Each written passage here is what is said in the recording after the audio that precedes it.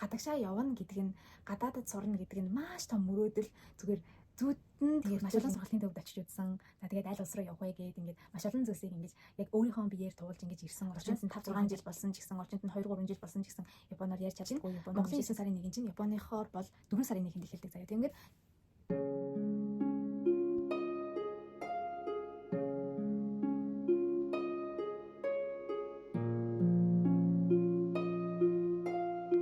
Сэмбатоно бүхэнд энэ хөвчлийг үзэж байгаа өдрийн мэндийг хүргэе. Жаро чанер тавтай морил намайг Бэм жаргал гэдэг одоо Япон улсад суралцж байгаа оюутан байна. Энэ удаагийн бичлэгээр Японд хэрхэн ирэх аргууд болон өөрийнхөө Японд ирсэн түүхээс хуваалцъя гэж бодлоо.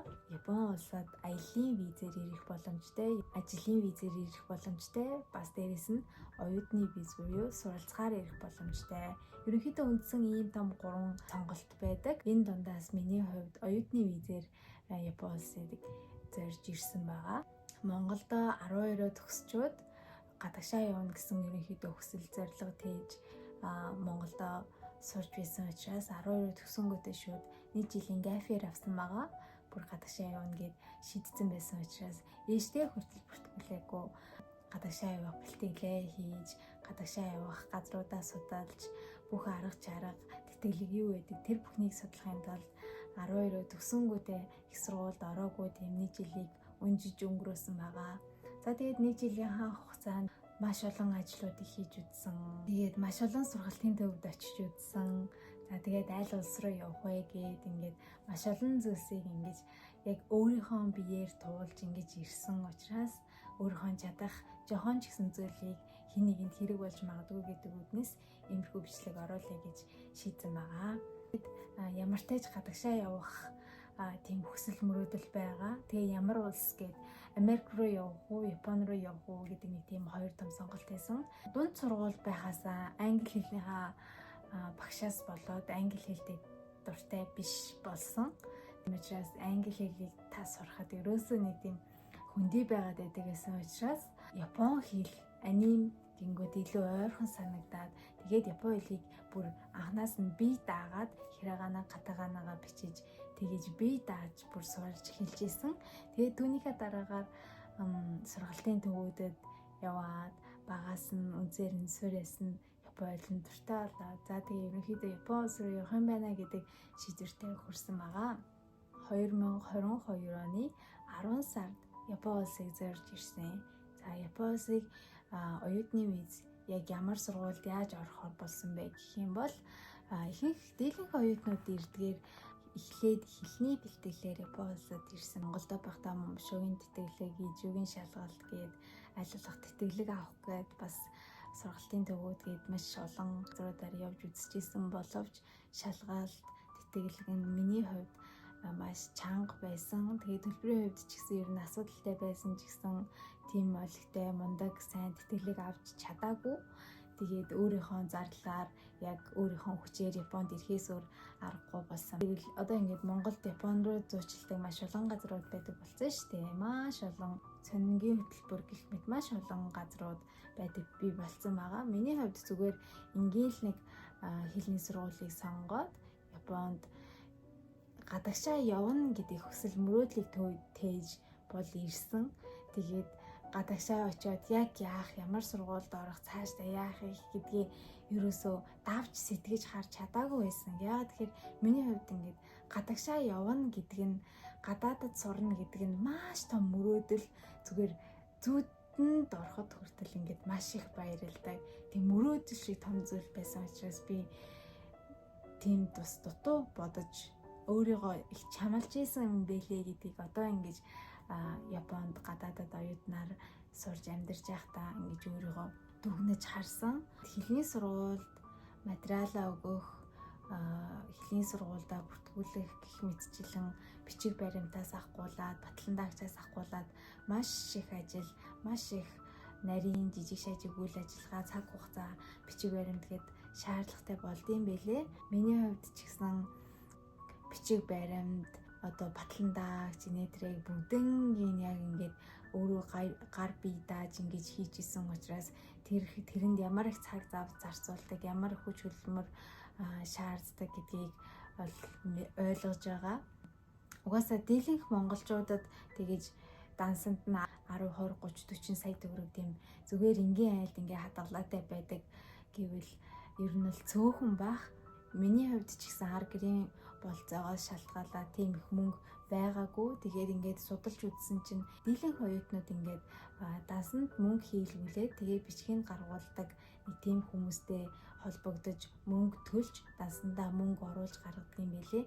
За тэгээд Японд ирсэн нь 2022 оны 10 сарын хэлцэлээр Япон улсад ирсэн. Анх удаага гадаадад явж үзэж байгаа. Ялангуяа гэрийнхэнтэйгээ биш тэгээ ингээ бие дагаад гадаадад ирж байгаа. Миний хувьд бол үнэхээр төсөөлж чадахгүй. Би тэр үедээ ингээд ямар ч төсөөлөлгүй л ирсэн. Яг үнийг хэлэхэд очиод юу сурах, ямар хүмүүстэй хамт байх. Тэгтээ надад тийм айдас байгаагүй л дээ. Яагаад тэгэхээр би ингээд явна гэдэг өөрийнхөө ингээд мөрөөдөл, хүсэл зүгээр гадаадад очиж үзэх гэх тийм мөрөөдөлтэй хүн байгаад байгаа штэ. Тэгээд Япон хэлийг сурна гэд ингээд Японд ирж байгаа маань бүр ингээд төсөөлж чадахгүй хэмжээгээр тийм баяртай бас ингээд өрмөц бас жоохон гонигтай тийм үйл явдал болж исэн. Яагаад тэгэхээр хайртай хүмүүсээ эх орондоо орхиод гэрийнхнаасаа, найзуудаасаа холдоод гав ганцаархнаа харин нутагт ингээд ирнэ гэдэг чинь үнэхээр том хүч, үнэхээр том шийдвэр. Хэлний сургуультай ирсэн. Хэлний сургуультай ирэхдээ миний Япон хэл 3 сар Монгол тахта 3 сар л Япон хэл үзсэн байх. Тэгээ 3 сар бүр яг ингэж үзээд энэ 5 авч исэн.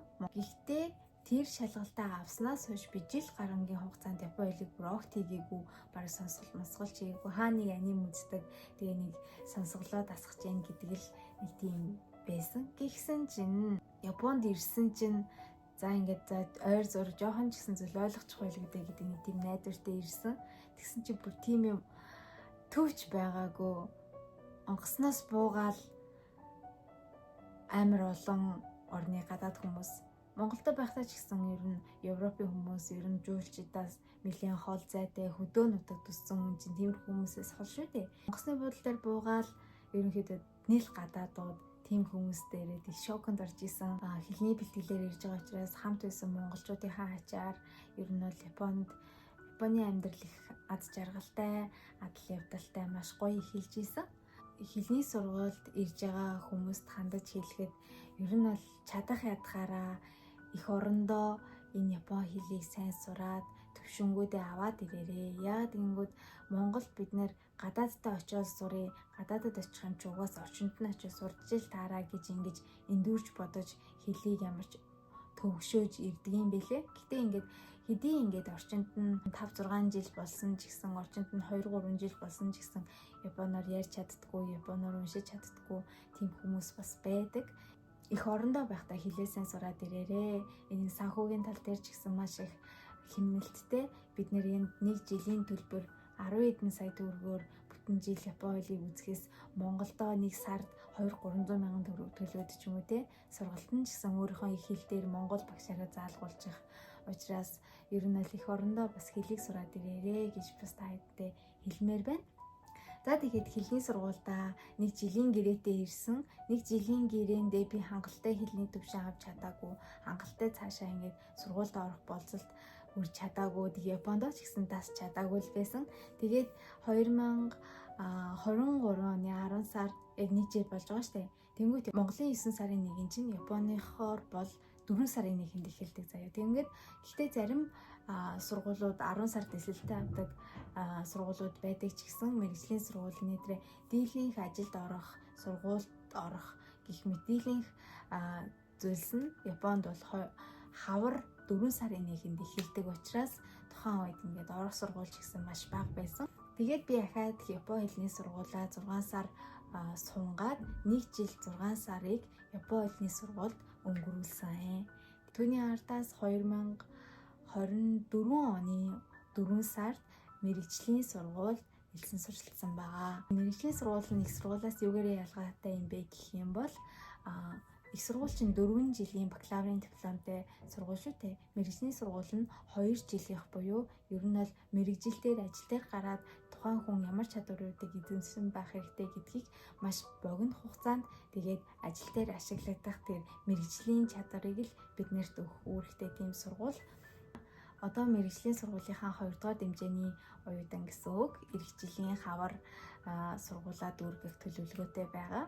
За миний хувьд нэг Японд ирсэн аялал иймэрхүү байна. За тэгээд дараагийн бичлэгээрээ Японд ирээд юу нь гоё байсан, юу нь хэцүү байсан, ямар зүйлс ийм байсан, тийм байсан гэдэг бичлэгүүд бас оруулахыг хүсэж байна. Та нар асуулт байвал мэдхийг хүссэн зүйл байх юм бол комментээр бичээрэй. Миний тухай болон Японы тухай, Японд ирээд гоё байсан, муухай байсан, яг бодит байдал ямар байдгийг гэсэн асуухыг хүссэн зүйлсээ бол комментээр бичээрэй. Би чадах ятгаараа бас эргэл хайхуул хийгээд бичлэг оруулахыг хичээнэ. Дараагийн бичлэгээр уулзлаа. Түр баяртай. Лайк, subscribe дараарай.